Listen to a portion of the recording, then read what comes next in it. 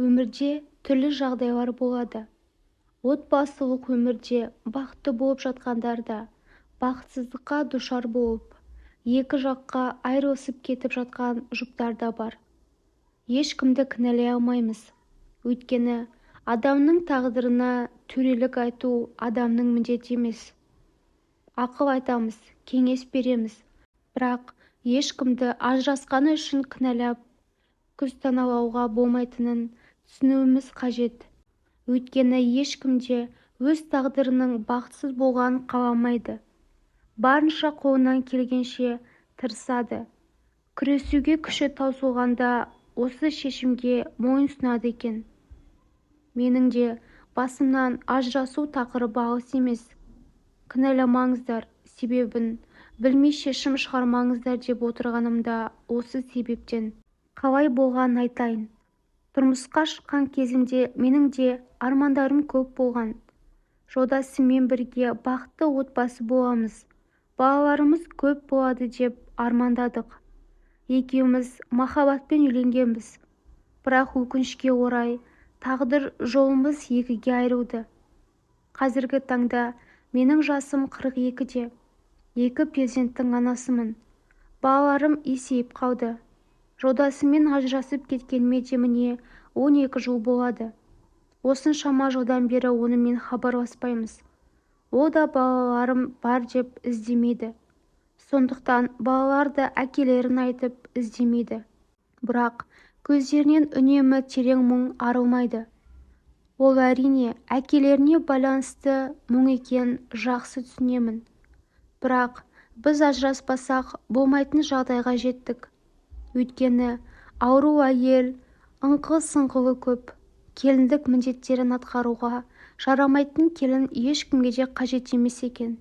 Екінші баладан соң бойыма жабысқан дертпен ұзақ алыстым. Бірінші жылы түсіністік танытқан ата-енем екінші жылы күңкілдей бастады. Ол кісілерді де түсінемін. Келін істеу керек шаруаның барлығын белі бүгіліп жүріп енем істейді. Ол шаршайды. Тіпті мен өз балаларыма да қарай алмайтын жағдайға жеттім. Денсаулығыма байланысты. Мұндай сынақты екінің бірі көтере алмас па екен деп ойлаймын. Жолдасым мен сүйгендіктен, балаларын қимағандықтан барынша шыдады. Бірақ ол да ер адам ғой. Қанша шыдауға тырысса да көңілі бұрынғыдай болмайды.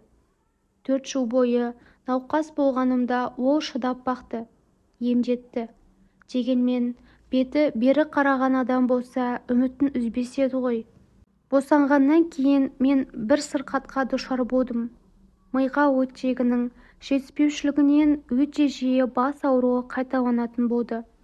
Кейде өзімді жайсыз сезініп мазасыздансам, ашулансам, тіпті бас ауруы үдеп есімнен танып қалатындай жағдайға да жеттім. Дәрігерлер жобалап диагнозын қойып, дәрілер жазып бергенімен мен сауығып кете алмадым. 7 жыл бойы жолдасыммен бірге тұрып, оның соңғы 4 жылында аурумен алысып, бұл дертімнен сауыға алмадым. Әрине, сырқат адамның жайын сау адамның жайын сырқат адам түсінбейді. Әйтпесе, жолдасым екеуміз бір-бірімізбен сүйіп қосылғанбыз. Оның тарапынан маған деген сезімі суып қалды демесем де, айналасындағы адамдардың пікірлері оның ойын өзгерткен болуы мүмкін деп ойлаймын.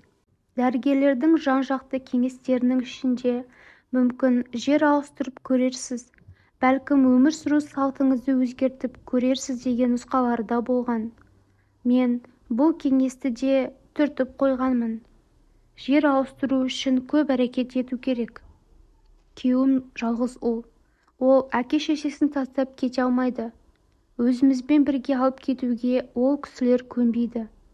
Басқа жерге барып орналасуда оңай шаруа емес. Біраз жүгіру қажет болатыны белгілі. Өмір сүру салтын өзгерту деген ажырасу емес екені түсінікті. Бірақ мен өмір салтымды өзгерту үшін бірдеңені құрбан етуім керек. Оның үстіне отбасылық өмірімнің шырқы кете бастағанынан да 1-2 жыл емес, бақандай 4 жыл болған.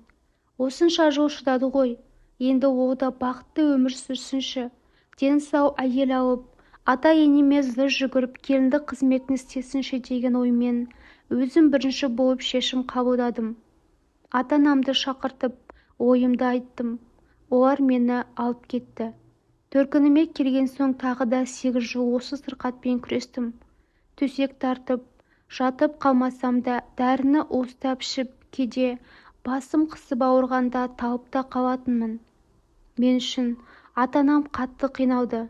Сонымен қатар, сол кісілердің маған көрсеткен қолдауы да аяққа тұрып, құлан таза сауығып кетуіме септігін тигізді. Жер ауыстырыңыз деген кеңесті қабылдап, оны жүзеге асырдым. Өзімнің сүйікті ісіммен айналысып жатырмын.